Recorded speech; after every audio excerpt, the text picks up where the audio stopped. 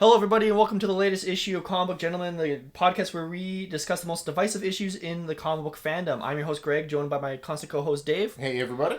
So, Dave, the topic that we're doing today was your ideas. Why don't you give us a little introduction? Yeah, so I thought we'd go with a topic that I'm calling In Your Opinion. And we're just going to ask each other questions. We haven't prepped each other for these questions, so we have no idea what these questions are. Yeah.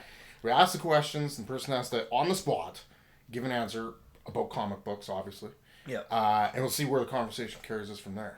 And hopefully the questions are deep enough to really get us to think. Not like, hey, what's your favorite color? But something a little deeper than that. Funny story. Favorite color is my first question. Oh, shit.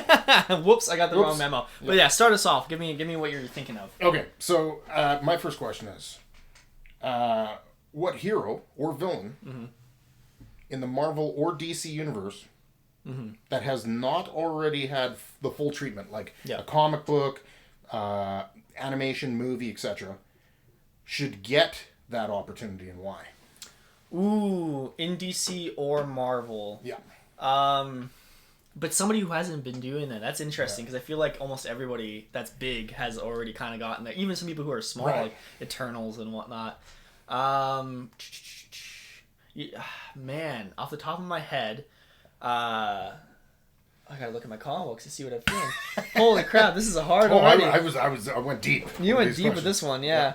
I'm very intrigued. So something recently that I read and that you read, I really want to see Something Is Killing the Children in a TV show or movie. Because I kind of explained this to you when I was selling you on it.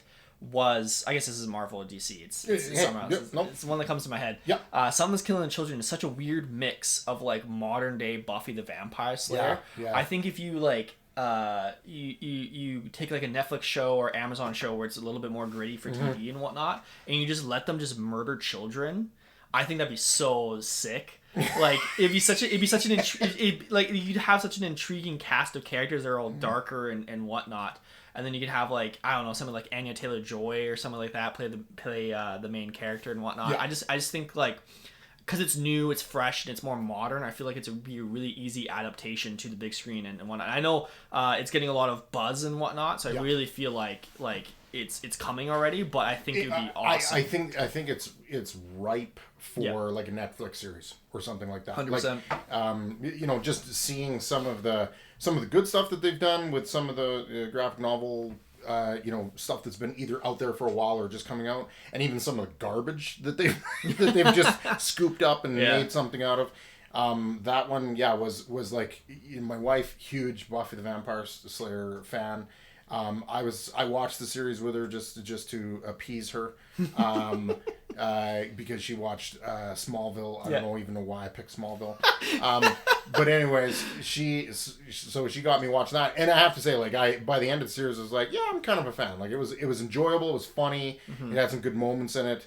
But this just looks like it takes it to that that, but just to a different level. Like you get the Duffer or Duffy, the guys who did Stranger Things, get them on this project. They could still add a little bit of humor to it and really get that like small town murder vibe going. I think it'd be really good. So I mean, if anybody hasn't checked it out yet, it's a great graphic novel. I was very surprised it wasn't a traditional comic book that I read. I enjoyed it. My wife's now reading it after she finished her Lock and Key series. Oh yeah. So now she's on to that one. Very, very different, but it was an easy page turner. It was good. So going back to the superhero realm for it, I want to see West Coast Avengers type stuff. Or sorry, Young Avengers, which I mean they've kind of been building. They've kind of been building towards it in the MCU, because you have Yelena Bolova and you have Kate Bishop. I'm curious if they actually pull the trigger on it, because I'd love to see like Stature and Patriot and whatnot, and again the two Wicket and everybody else like this. I think it'd be fun to have, because they tried it with the Runaways to have that young group of people, and they kind of botched it a little bit. So I feel like Young Justice, maybe it's like another way they could approach it and have another younger audience. See, and then in that question, I was like, he's gonna say Strange Academy. No, yeah, okay. Because Strange Academy, I was like, immediately was like, that could be an animated series. That'd be hands so down, good. no problem. No, you're 100% correct. Yeah, screw Young Avengers. Who gives a crap about Young Avengers? Go Strange Academy. Go Strange Academy. You convinced me. Yeah. That'd be so good. It's made for be episodic. Yeah. Well, and it's also like it's perfect for animation. 100%. I mean, if you made it into an actual TV series, wow. But animation, like when I started going through some of it, it was like, oh, this is just crying for an animated series. Yeah. Are we doing it like I answer, then you give your thoughts too? Or? Yeah. What do you feel? Oh, for my thoughts on the comic book one. Oh, I would say. Because I feel like a lot of the favorites have already gotten their shot, you know? Like, it's hard to find one that has. Yeah, like, I mean, it is pretty hard. I would love to see a live-action show of Maverick. I don't even know who Maverick is. So Maverick was part of the Weapon X program. Oh, yeah. Okay, yeah. He had a short comic book series that was like 12 issues, and that was it.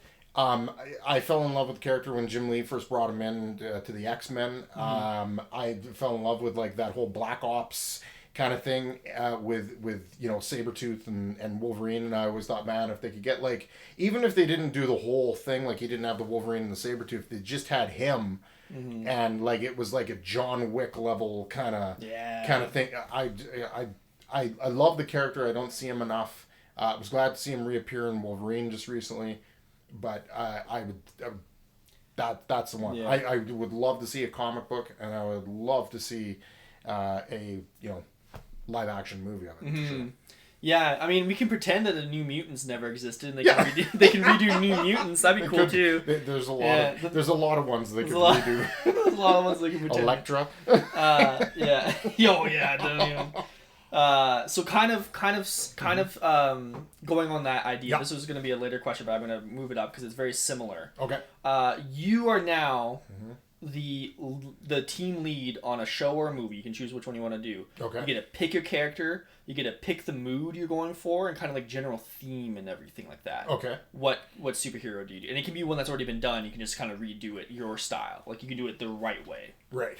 Yeah. So in a TV series type thing? Or movie. Whichever one you think would work better. TV or movie. God, that's a good one too. I can go first if you want. Sure, if you want. Okay. Give me a minute. I've had one in my head for years now. I have no idea why they never took Ghost Rider and made it more of like a supernatural, like the TV show Supernatural. It's so good for that. Like because I feel like you have Sam and Dean always had like the self character like questioning of are we good or evil type of thing. Perfect for Ghost Rider because he's about that. You could have it episodic with a new demon or whatever you want to do. Daniel Way, when I first started reading Ghost Rider, had this amazing storyline where there's like it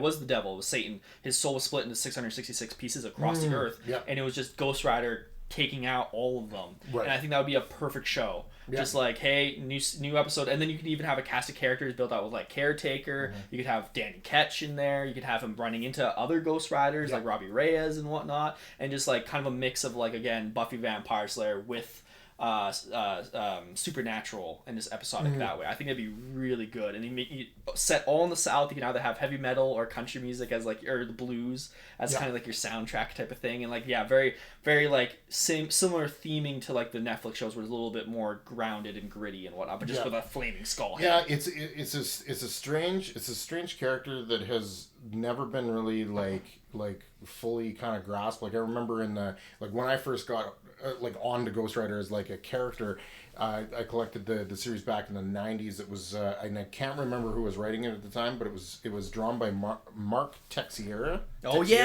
He's great. And it was great, and it was like the first bit was like him against a bunch of like ninjas, like the Hand and shit. And it was the most 90s thing ever. Yeah, it was like let's throw some ninjas at him. That makes sense. But it was just it's just an interesting character with some really interesting powers. Yep.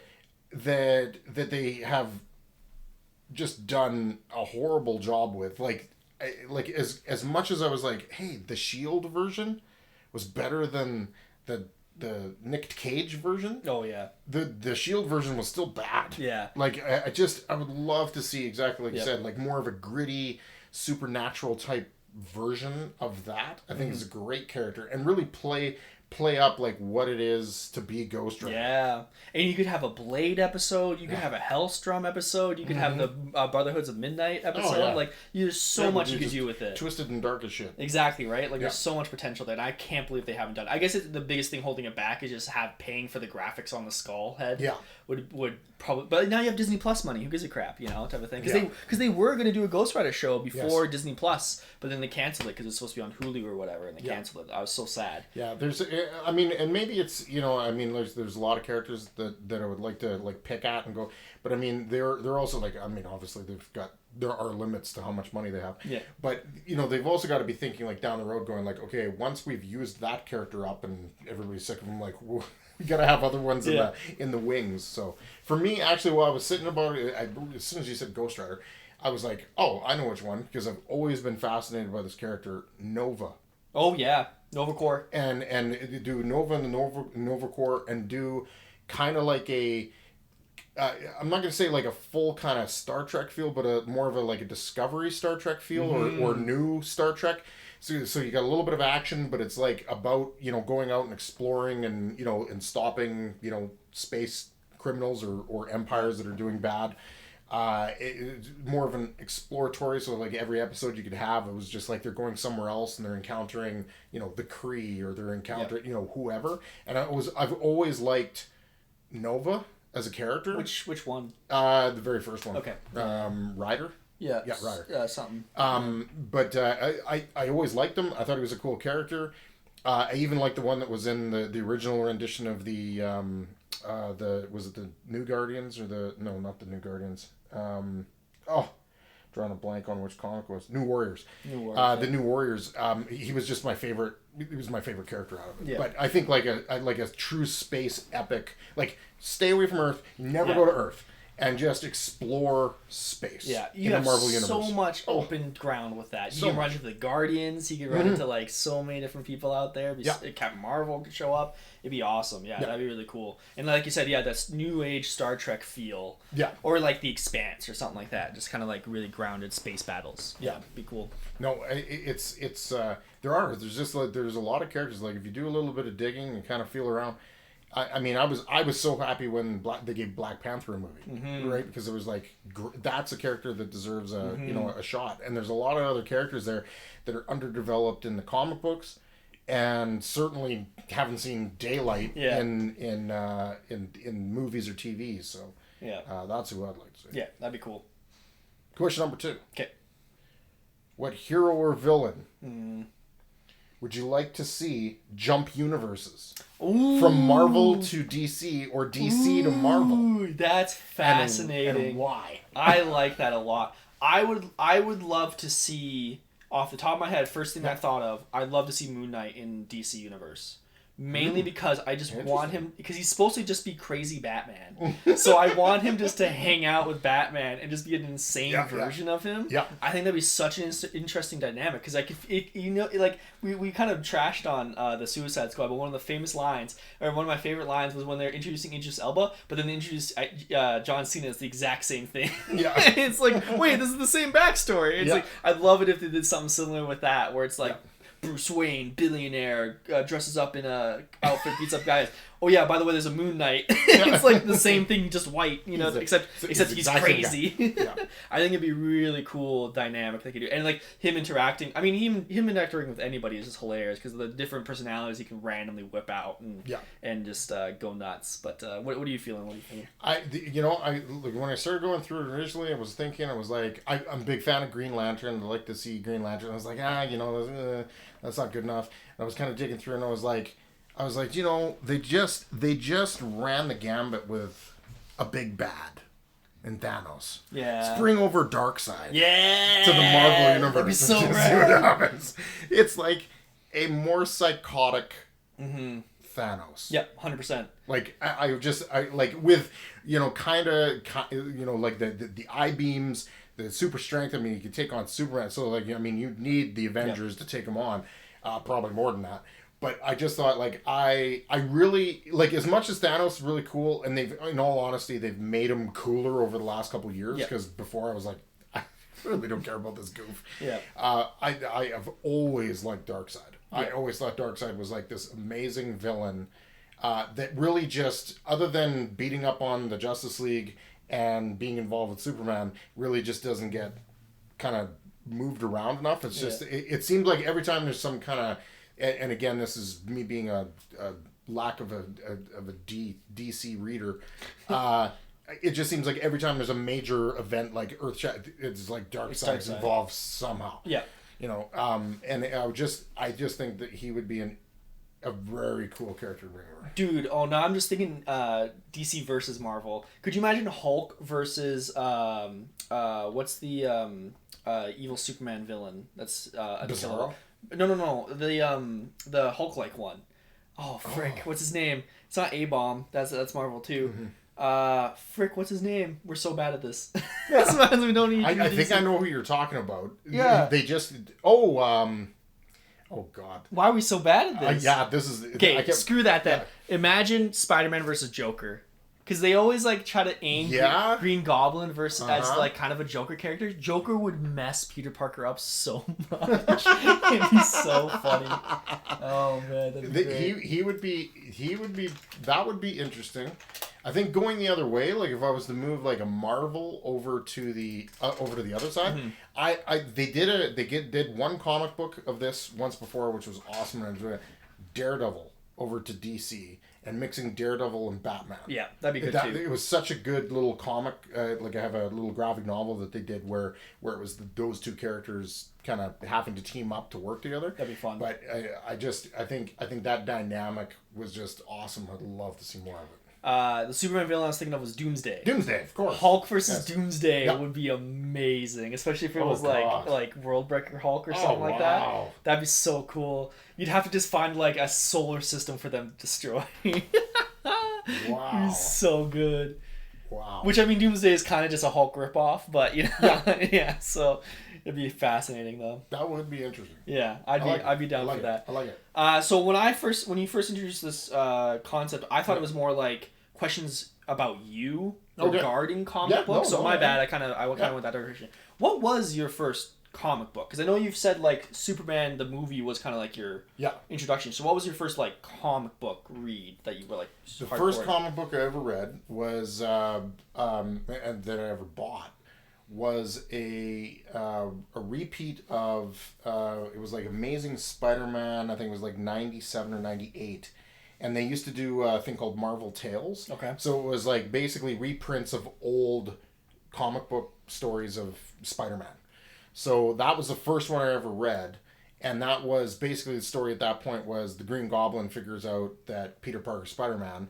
So he captures him and then takes him back to his lair, of course. Yeah. Everybody had a lair back tells him about his big master plan, and then takes off his mask and reveals that he's Norman Osborn for the first time. And that was the first comic I ever read. And of course, like being a kid that watched like the horrible 70s Spider-Man cartoon. It wasn't that bad. Religiously. It was so bad. Thank God Spider-Man and his amazing friends came along because that just kind of made it a little better. But it was just like I thought like, oh my God, I have the greatest comic book ever. Like this is so cool. And then of course they have this big fight, and then Green Goblin gets knocked out and loses memories, and they move on from there. But that was the first one that I ever bought. It was 75 cents at the store. Mm-hmm. And I remember going down to the corner store near the house, picking that up, coming back and reading it, and I was like, oh. That's awesome, man. They threw you in the deep end on the first one. That was it. Like, I mean, I remember back then I read, like, it was obviously Spider-Man was my first love, but I had this fascination with Firestorm from DC. I don't know what it was. I just liked, like, I think it was because I was watching like some of the cartoons at the time, and like I liked the fact that he could just like in the cartoon he just like shot a beam and it just changed shit into whatever the hell he wanted it to, and I was like, that's kind of cool. That's pretty rad. But I read Firestorm for some reason, but it was that Spider-Man comic, Marvel Tales reprint of, I'm pretty sure it was issue 98 of Amazing Spider-Man. That's really cool. Yeah. How about yourself? Did you ever do the library summer reading program? No. So I started doing that There weren't libraries when I was no. young? Back in the 80s, they didn't exist. Yeah. So yeah, like my summer was literally I just went to the library and just read nonstop for all summer. But it was one of those things where it's like the more you read, you get prizes. Like, oh, you read 5 books, here's a prize. They gave me as one of the prizes Volume 1 of Ultimate Spider-Man. And like I think what really got I always liked superheroes because like the TV shows and whatnot, but this is the first time I ever got a graphic novel, and I'm like, oh, this is my own thing. And then I read that. Being that young and having that like reboot of Spider-Man was perfect for me because it was like you start from issue 1, you can go all the way up, and then I just kind of since then I just went from there, and I read all the Ultimate stuff from then, and then which you make fun of me relentlessly for. But it's like I have to admit on the Ultimate stuff. I read the Ultimate Spider-Man. You had to read the Ultimate Spider-Man because it was like 98% words. Yeah. Like there wasn't a lot of art going on because of Bendis. Bendis is the best. But I did read the X-Men one as well, and I always found it like I think it was more what interested me with that was prior to them kind of moving into that news phase of Ultimates where it's like let's make this our own thing. Yeah. It was like just how are they going to reintroduce Magneto? Yeah. How are they going to reintroduce the next Spider-Man villain, whoever it is. Yeah. And in all honesty, there were some of them that I was like, that's actually better than the original. Yeah. Well, the originals, a lot of the originals came out in like the 60s. When oh, I fell into a vat of electric eels. No, but like some of them they like made like a drastic enough change to that it was like it's not even close to that, but it just made more sense. Yeah, that's true. But and I have to give it that. But I didn't read anything after. But after I read all Ultimate Spider-Man Volume 1 was my go-to. Although it's funny, I recently rewatched Spider-Man with Tobey Maguire. My wife and I because I watched No Way Home. And I was like, yeah, sure, let's watch the old ones just to remind myself how bad it was. And it's crazy how similar it is to Ultimate Spider-Man. So many of those movies in the early 2000s were like, yeah, we could do the 60s, or they have the already updated version, so let's copy that. Yeah. Like, it blew my mind how similar it was. So, I thought that was interesting. Fun fact of the day. Yeah. Okay. In your opinion, Greg. Yeah. It's a two-parter. Okay.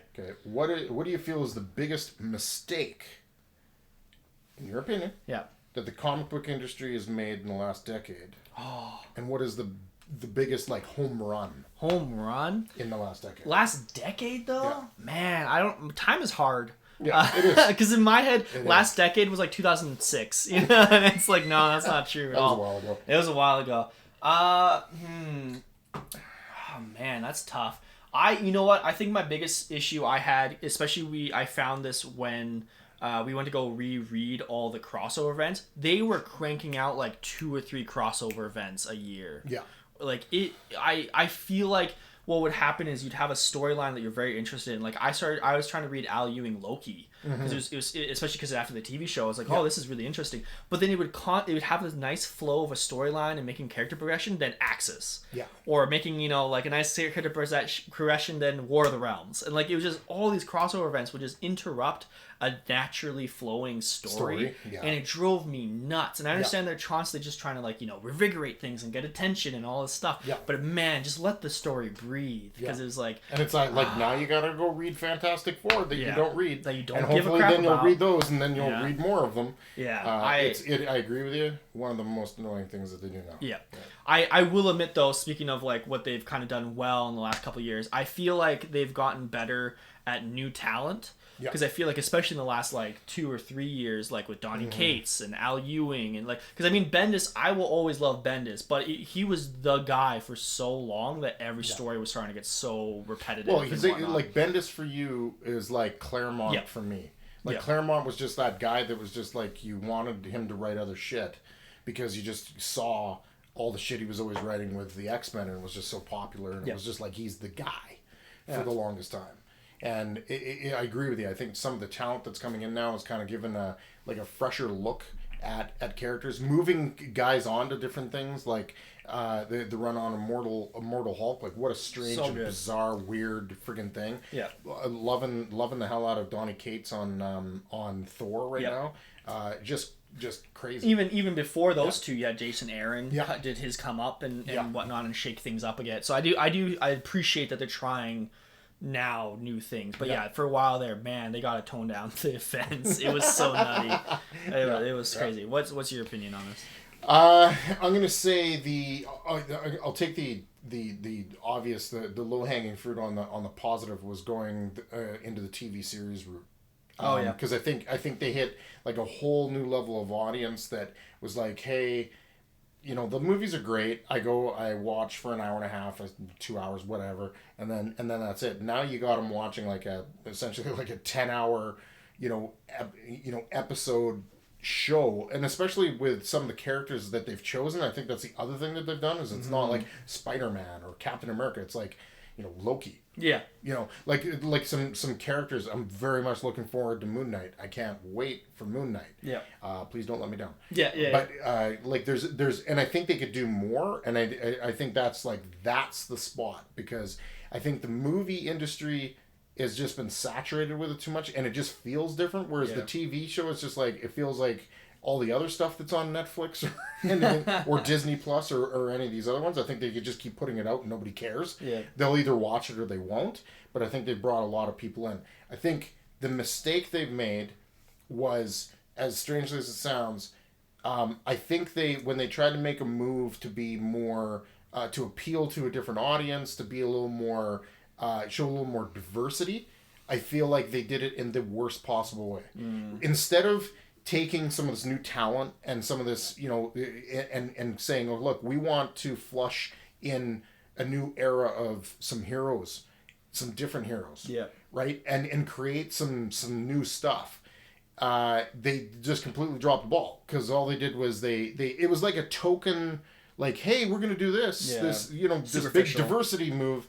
And they didn't. They just took characters that have been traditionally, for the most part, white, changed it up in whatever direction they went, and then flipped it back, real quick.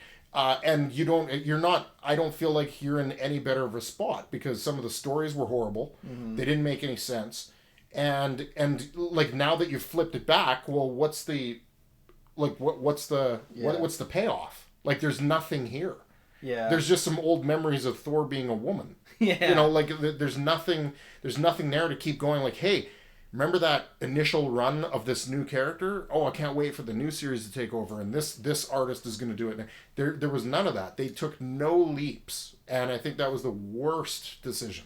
One thing I'll counter argue about that a little bit. I agree they did this, but I feel like that was around 2012, and and again, I feel like the last couple years they've been a little bit better about that. Like, Kamala Khan is great, Miles Morales is great, but again, like you're saying, they're literally just the character that's already pre-established. They just made into let's go diversity. Back 20 years even. You just named two. Yeah, that's true. Like two? But that's the best you can come up with, two. You could make a whole team. One comic book, and you could have 10 people. It's called the Champions. Yeah. Well, I mean, but even Jane Foster, I feel like they made her into Valkyrie recently, and they're trying to not make her Thor, but make her own character. And I feel like they, at least in the last couple of years, maybe I feel like they really missed the boat. Like, I mean, and like, you see this revitalization of like, oh, now Danny Rand's not going to be Iron Fist. It's going to be a actual, Asian character that's playing this long time Caucasian character, which made no sense. Yeah. I feel like they really missed the boat. Like, if they really wanted to make a statement like Marvel used to, like, Marvel was not afraid to shy away from showing, stuff in their comics that really, well, yeah, I mean, like, really made you, get up in arms or think about things. And I feel like they just missed the boat. Yeah, I mean, Stan Lee, he Black Panther, Falcon, like, he was willing to have diverse characters, but then they completely whitewashed the industry for so long, and it's just ridiculous at a certain point. No, I can see what you're saying, for sure. My next question, you kind of mentioned this with Firestorm when you're talking like it'd be cool to change whatever you want. What is your dream superpower? Pick whatever one you want. I would just go back to, I always thought I would, oh man, being able to fly would be cool. Would you want wings or would you telepathically No, just be able to fly. Yeah, okay. I always thought that was kind of cool. There's a lot of different things. I think just being flat out invulnerable. Yeah. Yeah, like can't get sick, can't get hurt. Like just, Luke Cage. Almost like Luke Cage, yeah. Just I think that would be pretty awesome. Just because mostly I'm older now and I don't think I can move out of the way of shit. Might as well take the hit. So I'm gonna take a hit. But I just thought that to me is a pretty cool power because like I mean, you know, you're in a situation, somebody's you know, acting up, they're getting in your face. I fly away. Like, that doesn't send the intimidation. Yeah. Like, I think, like, they hit you with something and it does nothing. Yeah. That's pretty cool. And it's quite versatile, too. Because, like, if you look at, like you said, Luke Cage or even Colossus, they use it as offense and defense. And there's so much you can do with it, right? It's really cool. I mean, to be honest, let's be honest. Everybody wants to say invisibility, but they just don't want to sound like a pervert. I've never liked invisibility. That's never appealed to me whatsoever. No, it's not a, like... if it's like a part of a subset of powers, okay, sure, it's decent. But yeah, no, I think Nick Cage, another completely undeveloped character. You mean Luke Cage? Or Luke Cage. You said Nick Cage. Nick Cage. Yeah, Nick Cage. By the way, underutilized. Yeah. Latest movie, great movie. But Luke Cage, like another character that, like, I'm glad he got the TV spot and everything else, but it just like. It's like every time they try to get some traction with it, it's like it's there, and then it just... I liked him in New Avengers when Bendis was writing it. Oh yeah, he was good then. But then eventually, like you said, it kind of just like... Once Captain Marvel showed up, then he left, you know, type of thing. It was a weird dichotomy. Yeah. I've always, for some reason, wanted electrical powers. Don't know why. Cool. For some reason, I've always thought electrical manipulation was really cool. And in my head, I'm always like, there's so much you can do with it. Like you said, you can do offense, you can do defense. In my head, I'm always like, well, people's, you know, brain cells kind of use electricity, so maybe you can manipulate somebody's brain cells or something like that, which kind of doesn't make any sense because it's more chemical than actual electrical. But I always thought it was really cool, and like there's so many cool electrical characters like Static Shock, and Electro was a little bit weird, but Jamie Foxx is hot, so you know, there you go. Now he is, anyways. And then there's that X-Men character. I always forget her name. But she couldn't control electricity power, so she was constantly shooting out stuff all the time. I always thought she was really cool too. Yeah, I don't know. For some reason, electricity was always like my go-to answer for that type of stuff. Yeah, that's good. Yeah, I like it. Yeah, a lot of my questions I thought like, what would I have asked if we were 5? You know. Yeah. Pitch meeting. Okay. Why should someone who's never read a comic book drop everything right now and give it a try? This is fascinating. Oh, you know what's interesting is kind of ran into this recently because like my niece, it's more anime and manga and whatnot. Yeah. But like a lot of my nieces and nephews, they're getting older, so they want to know like, hey, I've seen Spider-Man on TV show. You know, like what else is cool? I think the biggest thing that just sells people on comic books and whatnot is just like, there's so much possibility with it in the sense of like we've said earlier in this thing, there's only so much budget a show has. Yeah. But if a comic book wants to go fight Godzilla and destroy an entire world, it can. Yeah. And I think that's just such a cool thing. And like obviously books can do that too, but I think having that beautiful art and just having that backdrop of like, because there's so many moments in comic books where you have that zoom in of the character's face going, what did you do? And then just the giant spread of like 1 million people murdered or like a whole planet blown up. Like just having that art visualization is so amazing, along with the crazy stories. And I think anybody, and the other thing that really sells it is there's something for everybody. Yeah. I mean, obviously people are going to lean more towards like Spider-Man and Superman because those are the most like famous ones. Yeah, it's the one you see all the time. But there's like we were saying earlier, like something is killing the children. If you're more like your wife is interested in reading it, right? Like I've gotten my wife to read Squirrel Girl, and like there's honestly something for everybody. My wife read and liked Origin. Wow, like, really? The Origin Wolverine. Wow, that's crazy. Yeah, I was like, wow, okay, cool. Like I think you could take any person, and even if they go like, I don't want to read, or like comics are for kids, you can find them something and they'll have a good time with it. Yeah. And go with that. Yeah. What's your pitch? It's a bit of a 2-point pitch. It's a fork. Okay. It's a fork with 2 prongs. It's a fondue fork? Yeah, it's a fondue fork. The first is, chances are, if I was talking to somebody now, you've seen a Marvel movie. Yeah. This is better. Yeah. and I'll tell you why it's better. There's endless amounts of stuff. You like Spider-Man? Oh, you got 3 Spider-Man movies to watch. Oh, you want to watch the old ones? Okay, you got 2 more, and then before that you got 3 more. Although nobody likes to talk about the third. You got a limited amount. These comic books spread out endlessly. Like, Spider-Man's not quite your thing. Like, you like Spider-Man, but well, now you got Miles Morales. Oh, you got the Ultimate Universe. Oh, you've got all this other stuff. There's all these stories, and then like all the stories that you watch, and you're like, hey man, that was really cool. I like that story. Well, that story was probably in a comic book. Yeah, because that's where they got it from. So, if you like that, if you give this a chance, it's great. To your point, I think there's a character that everybody can relate to somewhere. Yeah. Somewhere in there, there's a character that everybody can relate to. Like, I didn't necessarily relate to Spider-Man, but I, like, especially as I got older and I started to understand, like, what his character was about and the supporting characters, like, that's what grabbed me and got me, like, really, really, really hooked. But there's something for everybody, almost. Again, they need to take some of the characters that they haven't done a great job of and really kind of spend some more time fleshing them out.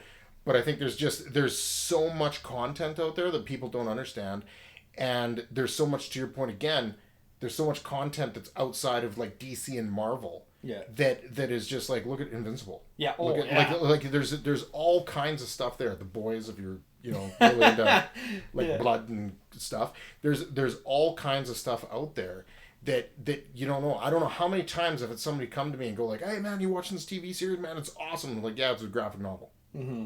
Yep. What? Every other show. That was a comic book first. Yep. What? Like and so chances are you've already watched or enjoyed some content that was actually previously a graphic novel already. So, beat Netflix to the punch. Yeah. Read it first. Yeah, exactly. And the art, like, art's good and bad. If the writer's good and the story's good and the character, you're going to enjoy it. Yeah. And even if sometimes, and there's been stories too where it's like, oh, the character's just mad, but the art's gorgeous, and you just stare at the art. There you go, right? So speaking on this topic, and this isn't one of my questions, I just thought of it as we were talking here. A common complaint I hear from people who are like, I saw the Marvel movies, I want to get into it. Where the hell do I start? Right. And that's a big issue a lot of people have for comics. Is it's been around since the 60s. There's been different versions of characters. What happened in the 90s? I don't even know what's going on. Like, so when you recommend comics to people, how do you go about it? For myself, I would recommend it the same way that I did. Like, there were certain comics that I've always collected since I was a kid. Like X-Men, Spider-Man, always collected them. So, at that age, it just didn't matter. Like, I just started reading randomly in the middle of a storyline. It didn't matter because it was fun to try and go and find the back issues and fill it in.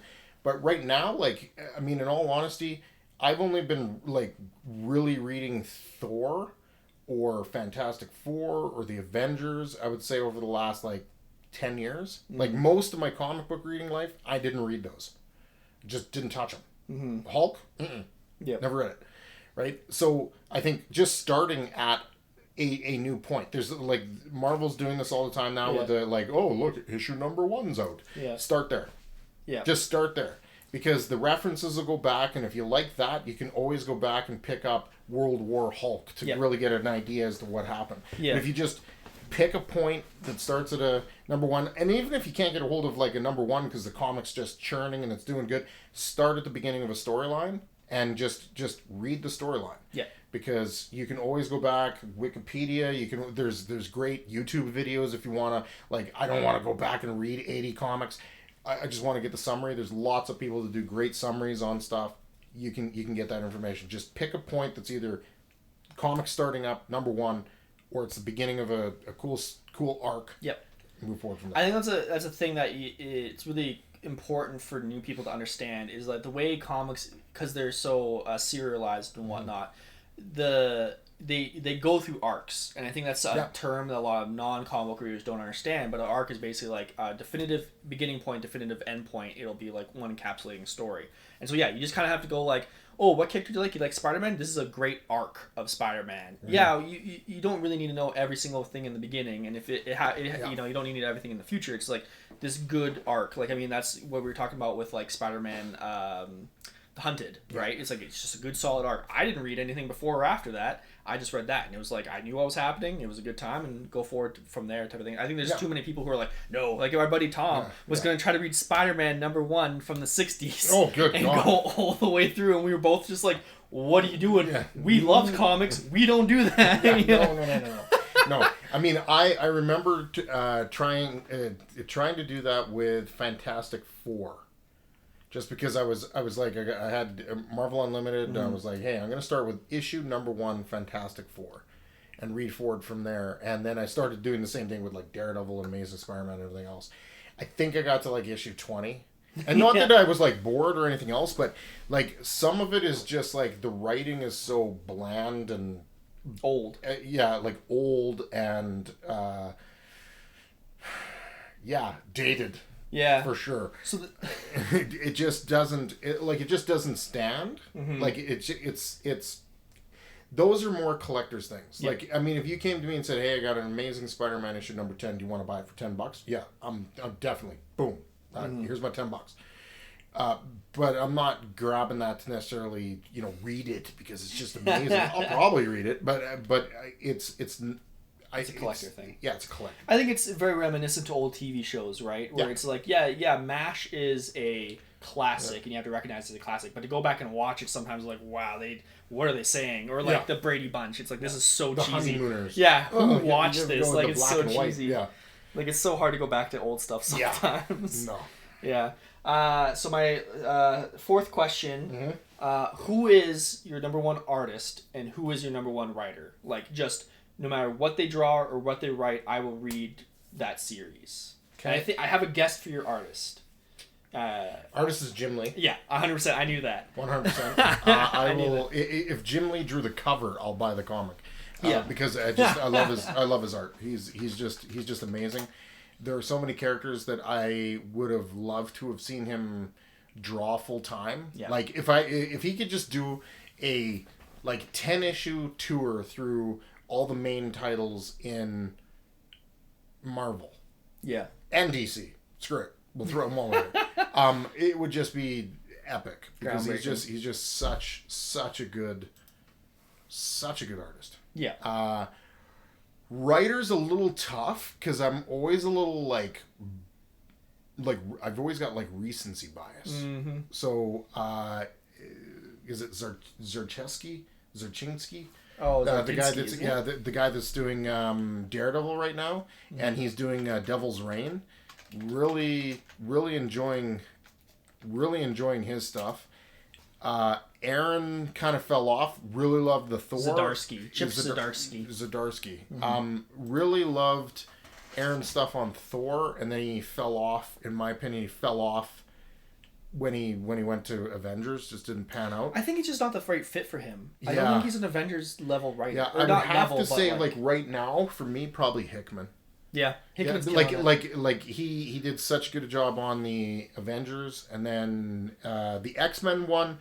I've just started. I think I'm on like graphic novel 4 of the Krakoa Dawn of X. Yep. It's just so that the breadth of that story and everything that's involved is just so wide. Yeah.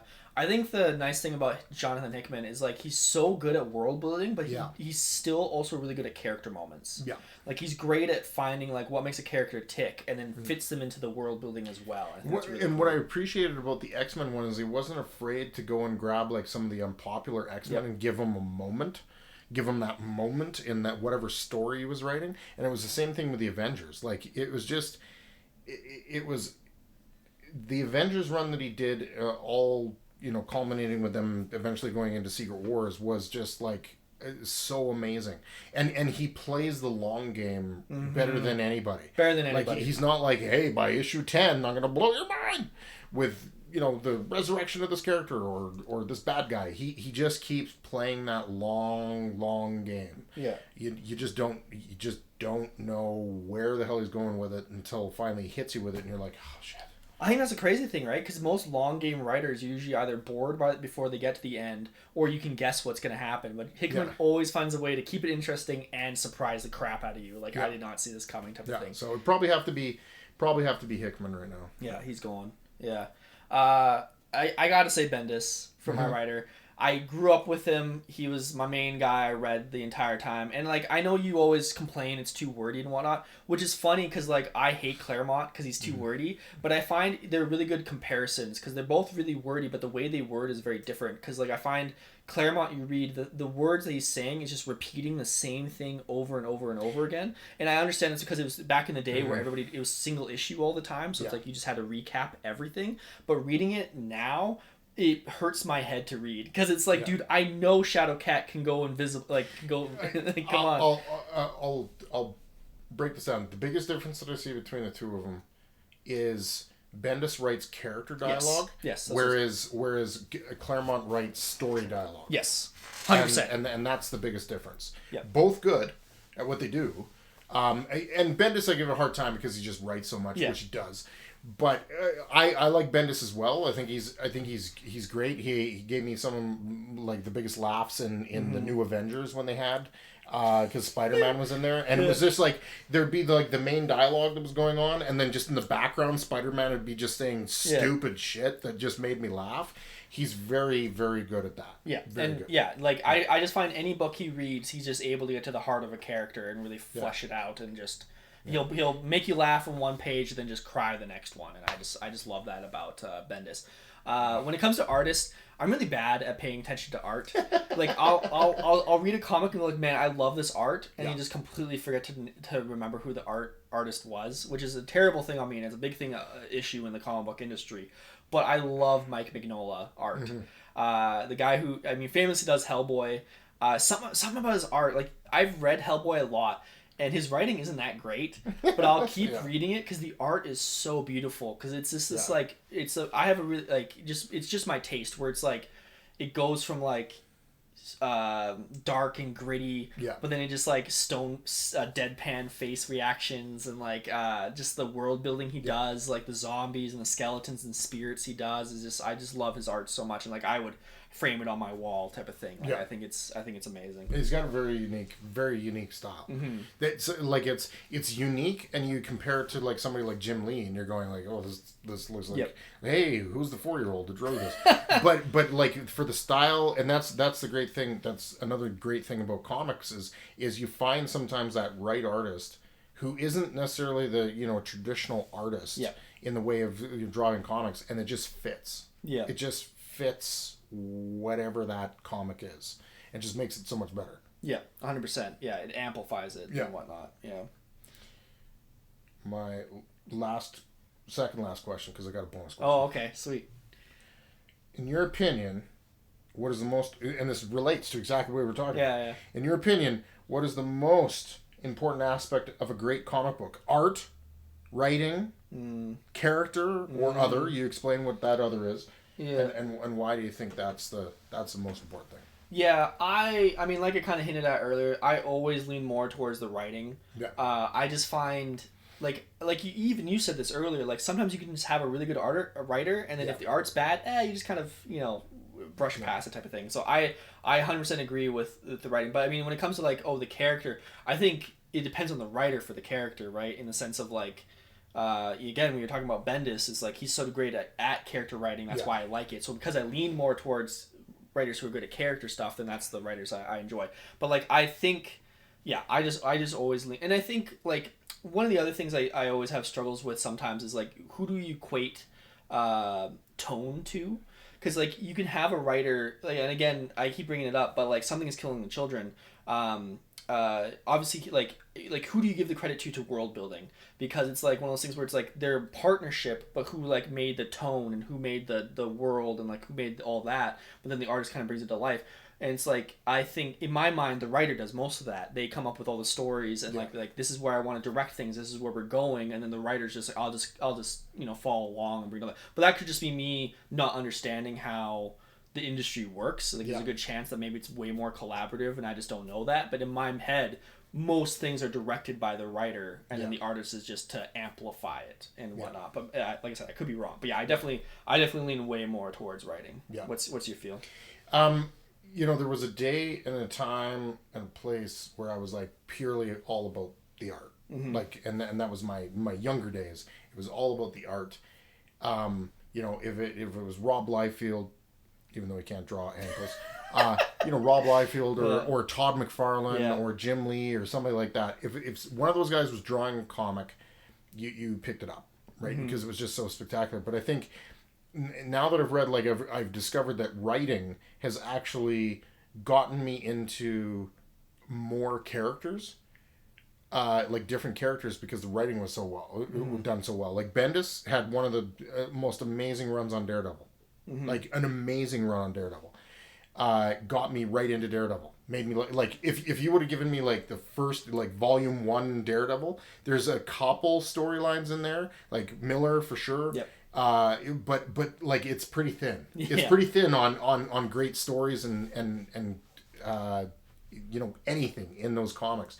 But Bendis is the one that got me into Daredevil, and I think that's the one thing that I've discovered is like if there's a good writer and they do something interesting with the character, I can really read anything. Mm-hmm. If the art's a little bad, you can. If it's horrible, it makes it a little tougher. Art certainly catches the eye. Like, I mean, if you're walking in a comic book store and you see something, ooh, that looks cool, it'll draw your attention there. But what'll keep you reading it is the writer. The character, I used to think like, characters like, I only like Spider-Man. I never thought I'd ever read Thor or the Avengers. I hated them, But got the good writer, got the right writer in there, and all of a sudden now I'm reading, more of a wider breadth of stuff. Yeah.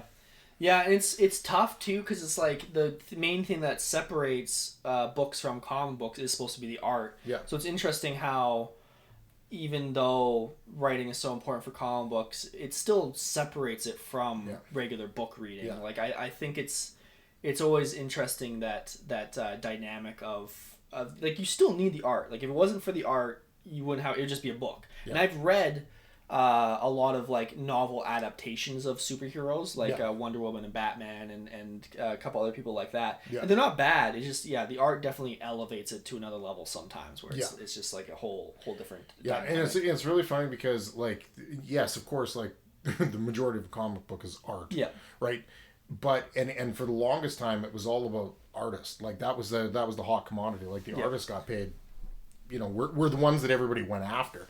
Whereas now, like, I know more about the writers than I ever have previously reading comics. That's interesting. I guess it's just the way the industry worked, right? Because, I mean, the other thing is like that you see a lot in the industry, and this came up really big with the Hawkeye series, was, the writer was involved a lot because it's easy for him to just transition over to TV shows. But then the artist is like, what about me, guys? I was also a part of this series, and it's like, it's interesting. And like we always complain all the time about how they have an artist on a series, but then it's like, he dips out for an issue or a couple issues and whatnot. So it's I feel like artists deserve more credit, but it is hard not to give a lot of the credit to the writer, because it's like it's just the way the industry is right now. Yeah. I'm surprised by that. I honestly thought you would still be an art guy because the amount of time you love Jim Lee. No, I mean it's definitely, like I said, it's definitely changed, because I mean there's been some comics that I like. I think during the Bendis run, for instance, they had Alex Maleev draw it, and he's very like a very scratchy kind of artist. Like he's not that clean. He's not that like Jim Lee, that Todd McFarlane. He's not, but the art just fit the story so well. Mm-hmm. And he's a great artist, but just not, in my opinion, at the same level as some of these other guys. Yep. But the way his art fit the story was just awesome. Yeah, interesting. But my final question for you: the top 3 superheroes in the world, based on like fan voting and sales and whatnot, are Spider-Man, Batman, and Superman. According to, I don't know, there's lots of studies out there. F, marry, kill: Spider-Man, Batman, Superman. What do you got? Sorry, what? So the top 3 superheroes in the world. Yeah. You have to fuck one, marry one, and kill one. Jeez. Okay, so we have who? Wonder Woman? No. Spider-Man, Batman, Superman. Oh shit. I thought my last one would be fun. I'm killing Superman. Yeah, fuck Superman. I'm killing Superman. I don't know how, but I'm gonna kill him. Whatever, he doesn't. Yeah, we'll figure that out in the future. Marrying Batman because he's rich. Yeah. And just have my way with Spider-Man. Because that would just be an interesting fling, I guess. That would be. It would just be. You just imagine there's a lot of creativity that could go into that. One night. One night fling. One night fling. My biggest issue, I agree, that's exactly what I would choose too. My biggest issue with marrying Batman, he's such a dramatic bitch sometimes. Yeah. So it's but he's never home. He's never home, especially at night. Yeah. Imagine just sitting in a mansion by yourself with the world's biggest flat screen TV. Hey, Alfred, bring me some chips. That'd be amazing. Yeah. And nobody knows. Spider-Man is constantly getting beat up and stuff. Batman, he's fine. Poor Mary Jane, she's always got to take care of him and stuff. Yeah, no. Yeah, definitely marry Batman. Even if he does cheat on you with Catwoman, I still get the money. Doesn't matter. Whatever. Yeah. I don't know why I thought that would be funny at the last one. Give me your bonus question. Bonus question. I have recently taken on a job. LinkedIn was crazy. Really? That was in there. I'm now leading Disney. Oh, okay. I see what you're saying. I thought you were saying in real life. No. I'm now leading Disney, okay. And I, of course, the first move I do in being this person is I fire Kevin Feige. Why? And I turn to Greg and I say, Greg, you're now in charge of Marvel. Oh my gosh. Okay? And you have your first meeting. You have your first meeting with these guys and you sit down. What is the one thing that you tell them?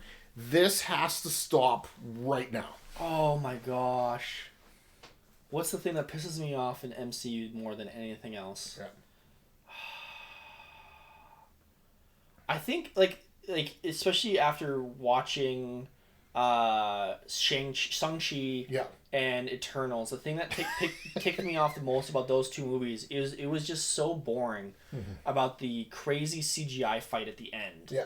I think it's just one of those things where it's not every movie needs a crazy CGI fight at the end. Yeah. And they're just so gung-ho about it. I love Guardians and I love Guardians 2. But the end battles are just these massive CGI fights that just name the only movie I can think of that was just a one-on-one fight at the end. I guess there's two. Would be Civil War between Iron Man, Captain America, and Bucky, and then you had Black Panther, which is him fist fighting Killmonger. Yeah.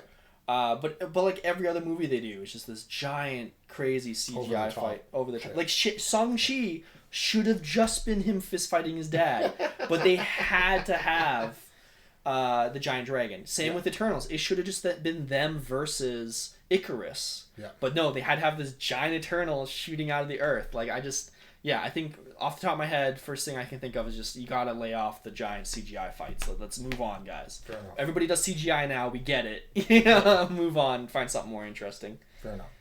Roles reversed. I'm now Bob Iger. Okay. I'll keep Kevin Feige, but you can hang out too. Wow. What do you... So first of all, I would ignore the movies. Okay. Because I don't care about them.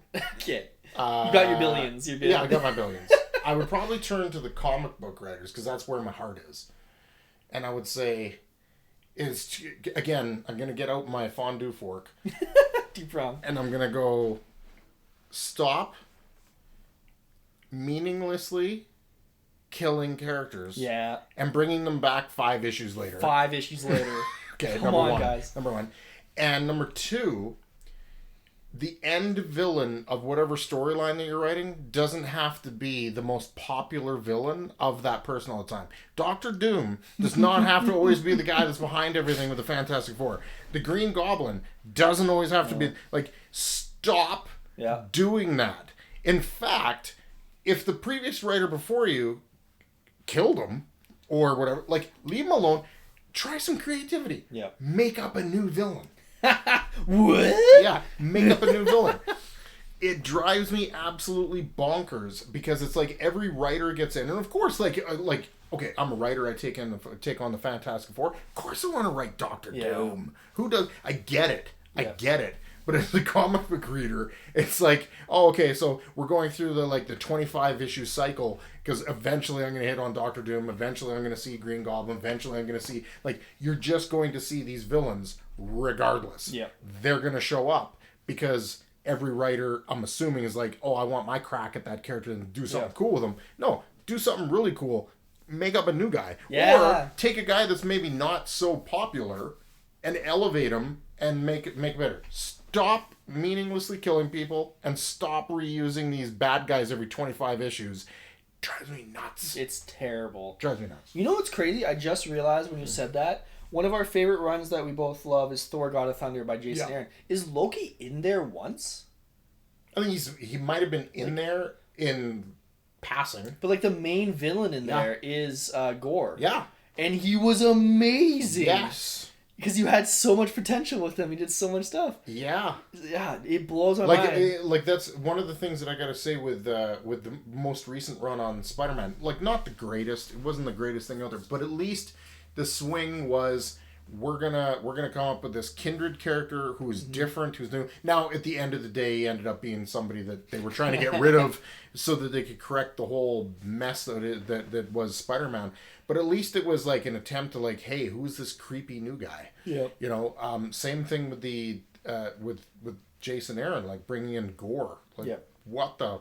It was amazing. Yeah, I was like, that is awesome. Mm-hmm. But you don't see a lot of them doing that. No. They just keep going back to the well, and it's just really, isn't Doctor Doom running out of ways to take over the world? Holy crap! That guy has tried to do it every 25 issues. Yeah.